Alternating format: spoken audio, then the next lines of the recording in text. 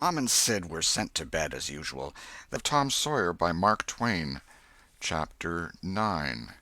Tragedy in the Graveyard. At 9:30 that night, Tom and Sid were sent to bed as usual. They said their prayers, and Sid was soon asleep. Tom lay awake and waited in restless impatience. When it seemed to him that it must be nearly daylight, he heard the clock strike 10. This was despair. He would have tossed and fidgeted as his nerves demanded, but he was afraid he might wake Sid, so he lay still and stared up into the dark. Everything was dismally still. By and by, out of the stillness, little, scarcely perceptible noises began to emphasize themselves. The ticking of the clock began to bring itself into notice. Old beams began to crack mysteriously. The stairs creaked faintly. Evidently spirits were abroad. A measured, muffled snore issued from Aunt Polly's chamber, and now the tiresome chirping of a cricket that no human ingenuity could locate began. Next, the ghastly ticking of a death watch in the wall at the bed's head made Tom shudder. It meant that somebody's days were numbered. Then the howl of a far-off dog rose on the night air and was answered by a fainter howl from a remoter distance.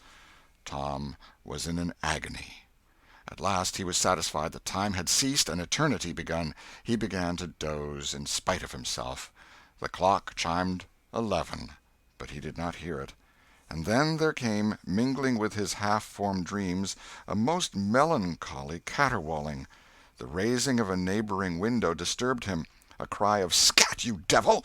and the crash of an empty bottle against the back of his aunt's woodshed brought him wide awake, and a single minute later he was dressed and out of the window and creeping along the roof of the L on all fours. He meowed with caution once or twice as he went, then jumped to the roof of the woodshed and thence to the ground. Huckleberry Finn was there, with his dead cat. The boys moved off and disappeared in the gloom. At the end of half an hour they were wading through the tall grass of the graveyard. It was a graveyard of the old-fashioned Western kind. It was on a hill, about a mile and a half from the village. It had a crazy board fence around it, which leaned inward in places, and outward the rest of the time, but stood upright nowhere. Grass and weeds grew rank over the whole cemetery. All the old graves were sunken in. There was not a tombstone on the place. Round-topped, worm-eaten boards staggered over the graves, leaning for support, and finding none. "Sacred to the memory of so-and-so" had been painted on them once, but it could no longer have been read on the most of them now, even if there had been light. A faint wind moaned through the trees, and Tom feared it might be the spirits of the dead complaining of being disturbed. The boys talked little, and only under their breath, for the time and the place and the pervading solemnity and silence oppressed their spirits. They found the sharp new heap they were seeking, and ensconced themselves within the protection of 3 great elms that grew in a bunch within a few feet of the grave. Then they waited in silence for what seemed a long time. The hooting of a distant owl was all the sound that troubled the dead stillness. Tom's reflections grew oppressive. He must force some talk, so he said in a whisper, "Hucky, do you believe the dead people like it for us to be here?" Huckleberry whispered, "I wisht I knowed. It's awful solemn like, ain't it?" "I bet it is." There was a considerable pause while the boys canvassed this matter inwardly. Then Tom whispered, "Say, Hucky, do you reckon Hoss Williams hears us talking?" "Oh, of course he does. Least his spirit does." Tom, after a pause, "I wish I'd said Mr. Williams, but I never meant any harm. Everybody called him Hoss." "Well, a body can't be too particular how they talk about these here dead people, Tom." This was a damper, and conversation died again. Presently Tom seized his comrade's arm and said, "Sh!" "What is it, Tom?" And the two clung together with beating hearts. "Sh! There 'tis again. Didn't you hear it?" "There! Now you hear it." "Lord, Tom, they're coming. They're coming, sure. What'll we do?" "I don't know. Think they'll see us?" "Oh, Tom, they can see in the dark, same as cats. I wisht I hadn't come." "Oh, don't be feared. I don't believe they'll bother us. We ain't doing any harm. If we keep perfectly still, maybe they won't notice us at all." "I'll try to, Tom, but Lord, I'm all a shiver. Listen." The boys bent their heads together and scarcely breathed. A muffled sound of voices floated up from the far end of the graveyard. "Look! See, there!" whispered Tom. "What is it?" "It's devil fire. Oh, Tom, this is awful." Some vague figures approached through the gloom, swinging an old-fashioned tin lantern that freckled the ground with innumerable little spangles of light. Presently Huckleberry whispered with a shudder: "It's the devil, sure enough. 3 of them. Lordy, Tom, we're goners. Can you pray?" "I'll try, but don't you be afeard. They ain't going to hurt us. Now I lay me down to sleep, Shh! What is it, Huck?" "They're humans. One of 'em is, anyway. One of 'em's old Muff Potter's voice." "No, 'tain't so, is it?" "I bet I know it. Don't you stir nor budge. He ain't sharp enough to notice us. Drunk the same as usual, likely. Blamed old Rip." "All right, I'll keep still. Now they're stuck. Can't find it. Here they come again. Now they're hot. Cold again. Hot again. Red hot. They're pointed right this time. Say, Huck, I know another of them voices. It's Injun Joe." "That's so, that murdering half-breed. I'd druther they was devils a dern sight. What can they be up to?" The whisper died wholly out now, for the 3 men had reached the grave and stood within a few feet of the boys' hiding-place. "Here 'tis," said the third voice, and the owner of it held up the lantern and revealed the face of young Dr. Robinson. Potter and Injun Joe were carrying a hand-barrow with a rope and a couple of shovels on it. They cast down their load and began to open the grave. The doctor put the lantern at the head of the grave and came and sat with his back against one of the elm trees. He was so close the boys could have touched him. "Hurry, men," he said in a low voice. "The moon might come out at any moment." They growled a response and went on digging. For some time there was no noise but the grating sound of the spades discharging their freight of mold and gravel. It was very monotonous. Finally a spade struck upon the coffin with a dull woody accent, and within another minute or two the men had hoisted it out of the ground. They pried off the lid with their shovels, got out the body, and dumped it rudely on the ground. The moon drifted from behind the clouds and exposed the pallid face. The barrow was got ready and the corpse placed on it, covered with a blanket, and bound to its place with a rope. Potter took out a large spring knife and cut off the dangling end of the rope, and then said: "Now the cussed thing's ready, Sawbones, and you'll just out with another 5, or here she stays." "That's the talk," said Injun Joe. "Look here, what does this mean?" said the doctor. "You required your pay in advance, and I've paid you." "Yes, and you've done more than that," said Injun Joe, approaching the doctor, who was now standing. 5 years ago you drove me away from your father's kitchen one night when I come to ask for something to eat, and you said I warn't there for any good, and when I swore I'd get even with you if it took 100 years, your father had me jailed for a vagrant. Did you think I'd forget? The Injun blood ain't in me for nothing, and now I've got you, and you got to settle, you know." He was threatening the doctor, with his fist in his face by this time.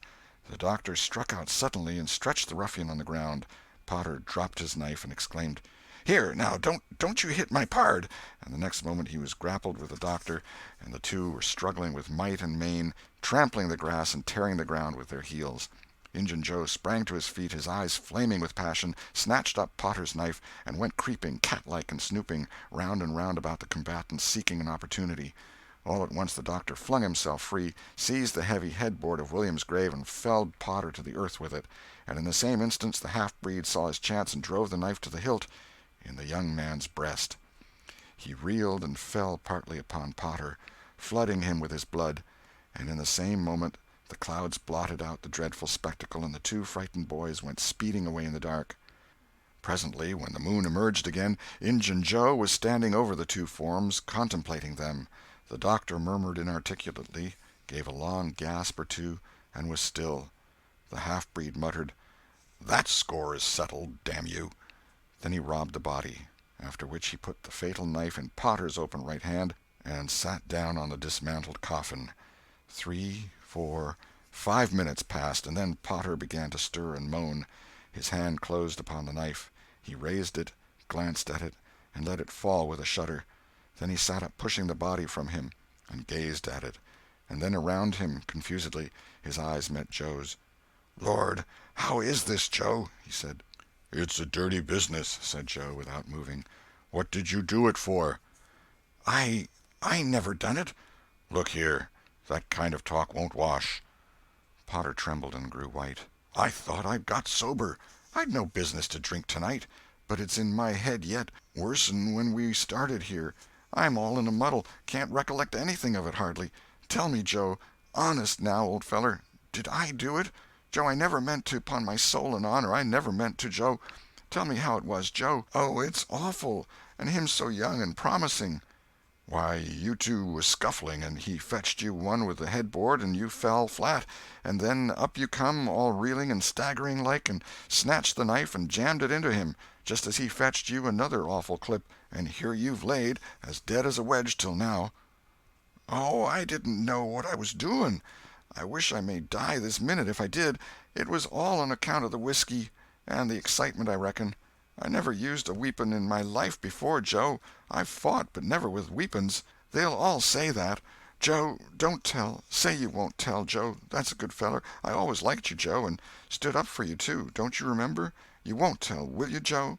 And the poor creature dropped on his knees before the stolid murderer and clasped his appealing hands. "No. You've always been fair and square with me, Muff Potter, and I won't go back on you. There, now, that's as fair as a man can say." "Oh, Joe, you're an angel. I'll bless you for this the longest day I live." And Potter began to cry. "Come, now, that's enough of that.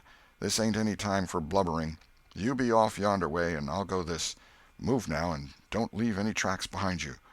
Potter started on a trot that quickly increased to a run. The half-breed stood looking after him. He muttered, "If he's as much stunned with the lick and fuddled with the rum as he had the look of being, he won't think of the knife till he's gone so far he'll be afraid to come back after it to such a place by himself, chicken heart." 2 or 3 minutes later, the murdered man, the blanketed corpse, the lidless coffin, and the open grave were under no inspection but the moon's. The stillness was complete again, too. End of Chapter 9. Chapter 10. Dire Prophecy of the Howling Dog. The two boys flew on and on toward the village, speechless with horror. They glanced backwards over their shoulders from time to time, apprehensively, as if they feared they might be followed. Every stump that started up in their path seemed a man and an enemy, and made them catch their breath. And as they sped by some outlying cottages that lay near the village, the barking of the aroused watch-dogs seemed to give wings to their feet. "If we can only get to the old tannery before we break down," whispered Tom in short catches between breaths. "I can't stand it much longer." Huckleberry's hard pantings were his only reply, and the boys fixed their eyes on the goal of their hopes and bent to their work to win it. They gained steadily on it, and at last, breast to breast, they burst through the open door and fell grateful and exhausted in the sheltering shadows beyond. By and by their pulses slowed down, and Tom whispered, "Huckleberry, what do you reckon'll come of this?" "If Dr. Robinson dies, I reckon hanging'll come of it." "Do you, though?" "Why, I know it, Tom." Tom thought a while, then he said, "Who'll tell? We?" "What are you talking about? Suppose something happened and Injun Joe didn't hang. Why, he'd kill us some time or other, just as dead sure as we're laying here." "That's just what I was thinking to myself, Huck." "If anybody tells, let Muff Potter do it, if he's fool enough. He's generally drunk enough." Tom said nothing, went on thinking. Presently he whispered, "Huck, Muff Potter don't know it. How can he tell?" "What's the reason he don't know it?" "Because he'd just got that whack when Injun Joe done it. Do you reckon he could see anything? Do you reckon he knowed anything?" "By hokey, that's so, Tom." "And besides, looky here, maybe that whack done for him." "No, 'tain't likely, Tom. He had liquor in him, I could see that, and besides he always has. Well, when pap's full, you might take and belt him over the head with a church and you couldn't faze him. He says so his own self. So it's the same with Muff Potter, of course. But if a man was dead sober, I reckon maybe that whack might fetch him. I don't know." After another reflective silence, Tom said, "Hucky, you sure you can keep mum?" "Tom, we got to keep mum. You know that. That Injun devil wouldn't make any more of drowning us than a couple of cats, if we was to squeak about this and they didn't hang him. Now, looky here, Tom, let's take and swear to one another. That's what we got to do. Swear to keep mum." "I'm agreed. It's the best thing. Would you just hold hands and swear that we—" "Oh, no, that wouldn't do for this. That's good enough for little rubbishy common things, especially with gals, 'cause they go back on you anyway, and blab if they get in a huff, but there oughter be writing about a big thing like this, and blood." Tom's whole being applauded this idea. It was deep and dark and awful. The hour, the circumstances, the surroundings were in keeping with it.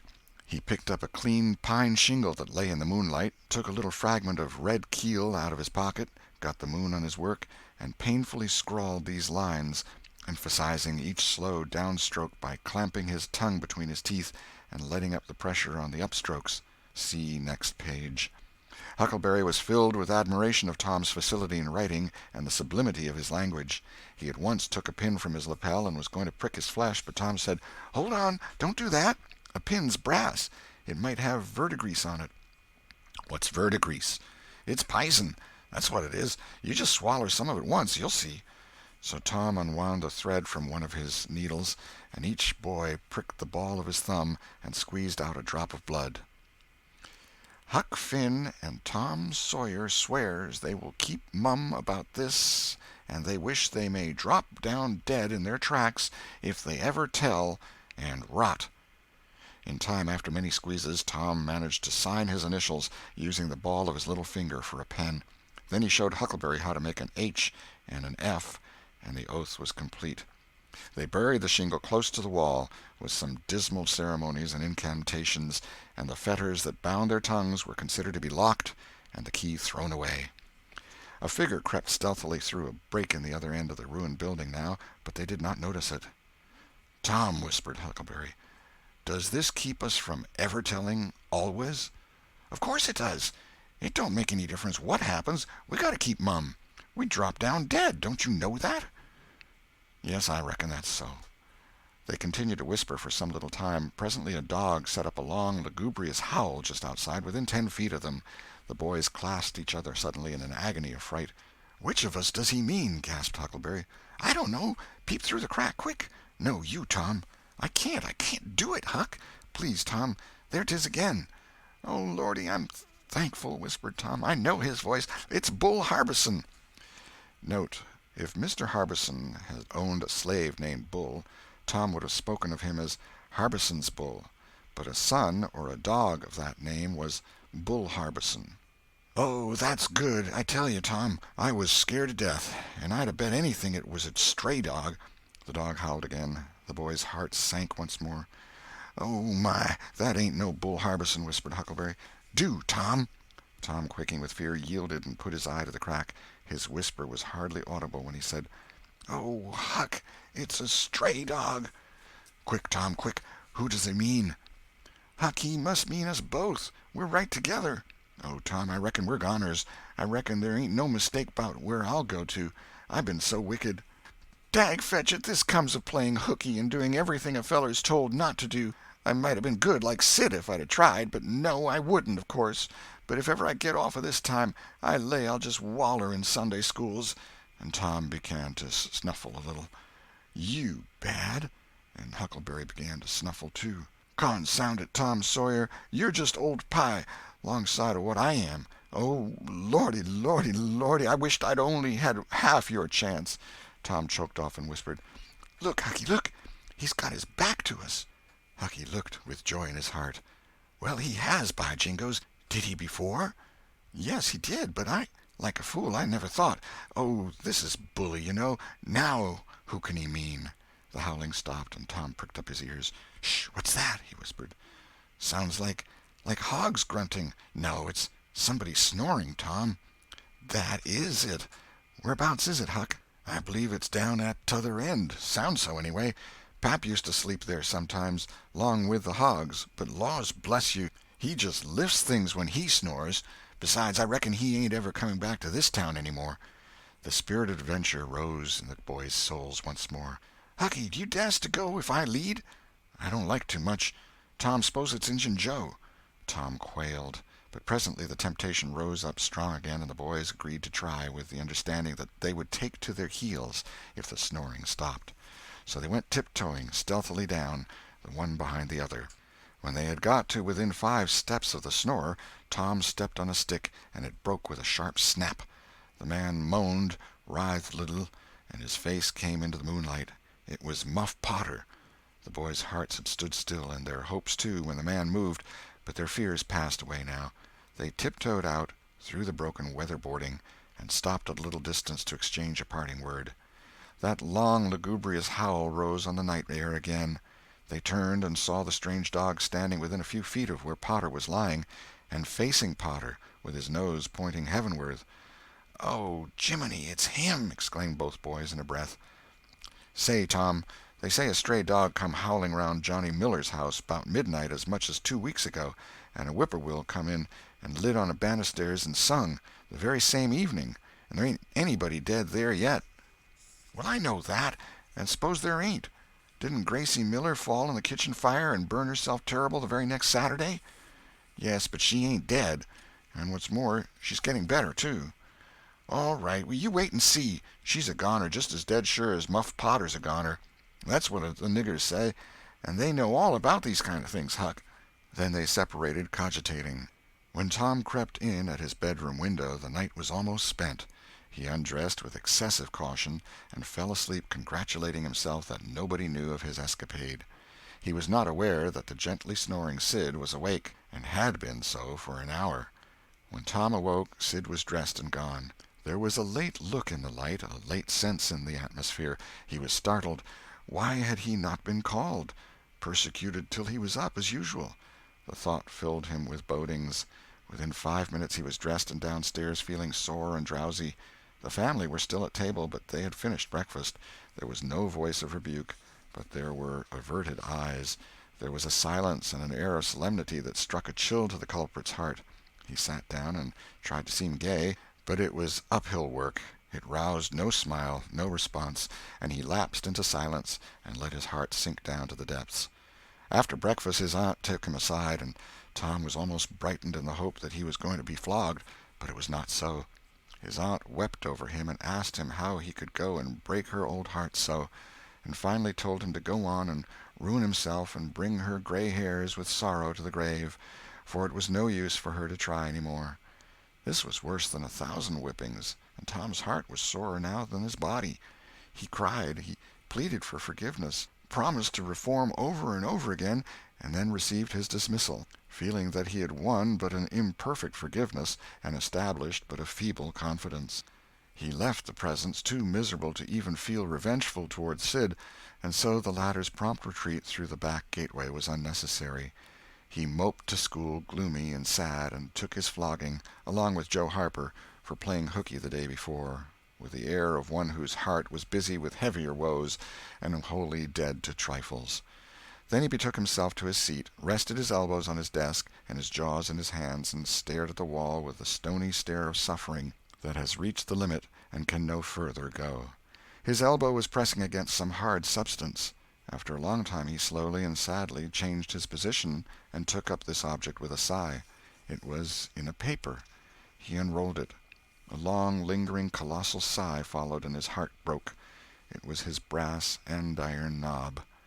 This final feather broke the camel's back. End of chapter 10.